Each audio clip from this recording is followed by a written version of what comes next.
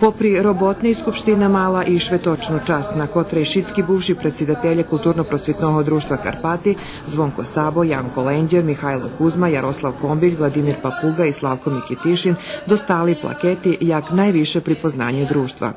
V tej nahodi председатель Kulturno-prosvitnog društva Dejan Zahorjanski podzekoval šitskim členom i aktivistom kotri svoju robotu ubudovali do društva. Почало to u oktobru, такі були 100 вечора годинечка. Mali sme 25 roky menej, mali sme 15 kg menej, ale mali sme isto tedy, da poviem, že radosti u očoch, jak i to ti neškajši ľudia. I ja bizovni, že da mi tedy nenapravili Karpati, oni by ich neško napravili. Ja im žadam na ešte veľa roky, dodám, že s 25 rokami to len fertal víku, da im doživu i pol víku i čitame na stolitije našoj roboty.